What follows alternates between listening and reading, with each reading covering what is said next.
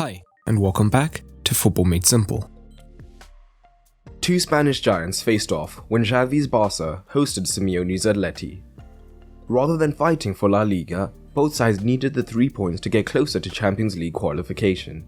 In the end, this thrilling game finished 4-2 to Barcelona thanks to Alba, Xavi, Araujo and Alves, whilst Carrasco and Suarez netted for Atleti. The XG suggested that Barcelona were fortunate with their finishing, scoring 4 from an XG of just 0.93. The XG time map shows that after Alves' sending off, Barca ceased to be an offensive threat. But what tactics did Xavi in particular use? Let's take a look. And for all football fans and Premier League fans in particular, our video sponsor Spitch is the perfect fantasy football app for you. Spitch is a subset of OneFootball, and it allows you to compete weekly for real money or for fun against your mates and the world. That's right, weekly, because we all know how hard it is to keep updating your fantasy team every week. But with Spitch, you can pick a new team every single week to compete against your mates on a number of different pitches. So instead of having to play every week to win a prize at the end of the season, you can win a weekly prize, so you aren't disadvantaged if you miss 1 week. You can play on the free pitches or the paid for ones, and either way you can win real money. So for the next Premier League game week, my team looks like this. Let me know what you think of it down below. So download Spitch for absolutely free through the link in the description below to give it a go and to help support the channel. Spitch is currently only available in the UK and Ireland. You have to be 18 and up, and all you need is your ID to register. We'll begin with Barcelona in possession, as despite the sending off they had more of the ball. Initially, Atleti were not interested in pressing high at all, meaning Barcelona came through the first phase relatively unchallenged. And when using a back four, the Atleti defensive shape was constantly switching between a more dedicated 4-4-2, with either Carrasco or Felix hopping in as the second forward alongside Suarez, or more commonly it remained a 4-3-3. But it is important to note that one of the chief goals for Atleti was to cut off easy access into Busquets, as he is so crucial to how Barcelona operate.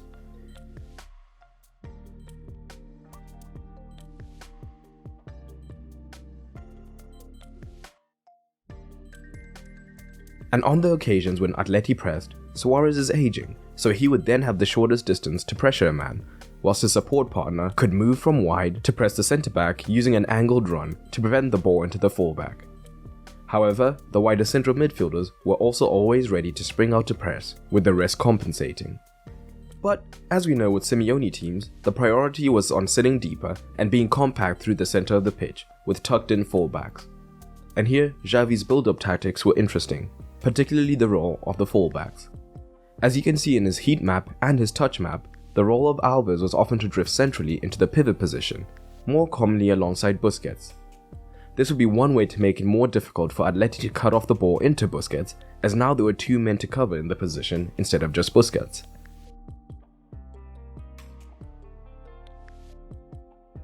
Alba's role was much more varied.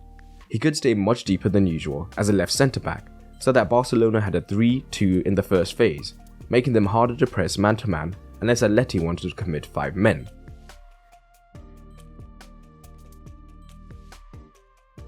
Crucially, with a double pivot already deep, De Jong had much more freedom, so he often drifted far left, so that if a man was drawn to Alba, De Jong was in this pocket to receive between the lines and drive forwards.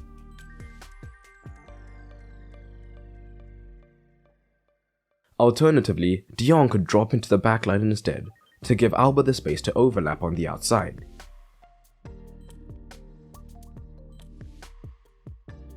But it should be noted having Alves invert wasn't all roses.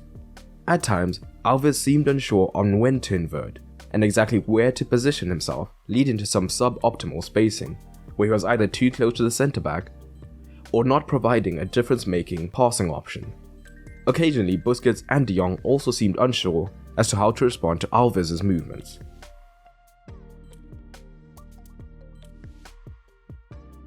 But there were very evident early advantages. With Busquets and Alves pivoting, Alba could also overlap, so that he, De Jong, Xavi and occasionally Torres could cause an overload on the left-hand side and look to combine against the defenders that they were overwhelming. This can be seen in Barcelona's average positioning. It also means that they primarily built up down the left-hand side.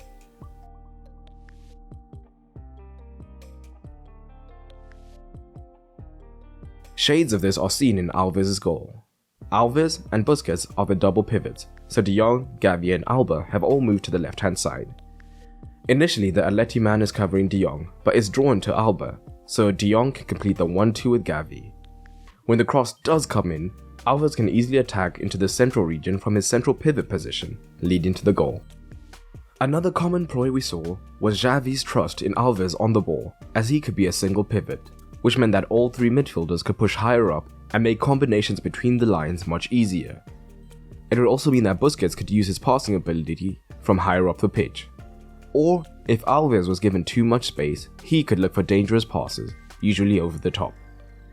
Either way, where the forwards' cover shadows would have easily cut out Busquets, now he was higher up, so the Atleti forwards had to worry about Alves as the deepest pivot instead.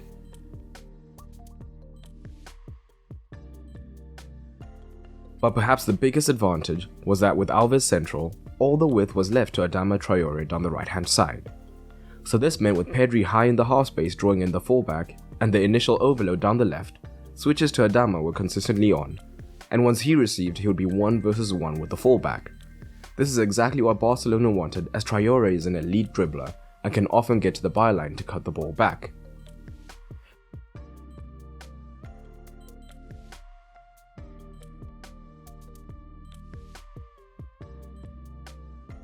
Alternatively, if Traore was quickly put under pressure, it meant that there was space in the half space for Pedri to move into, and once he receives here, he could turn and look to create.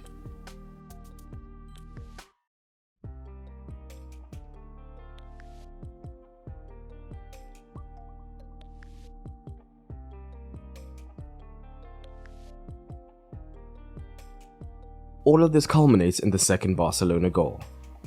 Alves and Alba are both deep, and this means that Busquets and the rest of the midfield can start higher than usual. So Piqué is able to find Torres, who can then find Busquets, who is higher up the pitch, and his penetrative passing finds Pedri in a great position, whose own positioning had dragged in the fullback, giving Traore space on the outside. The ball fortuitously braced to Traore, but this 1 versus 1 situation is something that Barcelona wanted throughout the 90, and he beats his man on the outside to get the cross in, leading into the goal. We did see Simeone adapt to this fairly quickly though. He dropped Carrasco into the back line so that they now had a back 5. And in this way, Traore and Pedri in the half space were both covered, making them much more difficult to find.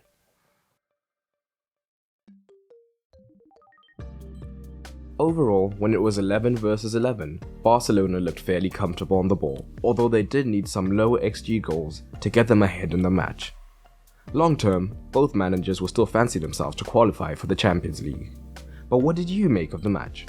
Drop it down in the comments below. And for the manager tactical score, Xavi did do pretty well in possession, although from the build-up his fullbacks could be shaky at times, but he still earns a 6. Simeone scores similarly, adjusting his defensive setup to cope with the switch but struggling offensively. But what are your ratings? Also leave those down below. And if you enjoyed this video, you may also enjoy the FMS Patreon. On Patreon, you'll get early access to videos, exclusive videos, as well as the ability to vote on various polls and so much more. It's a great way to support the channel, and it is now cheaper than ever. All you have to do is head over to patreon.com/footballmadesimple, or press the card in the top right or the end card at the end of this video. And a special thanks to my patrons, including Andy Ray, Daniel Angulo, Vin Blaine, and Zols Babai. But that's all for today, and remember, keep it simple.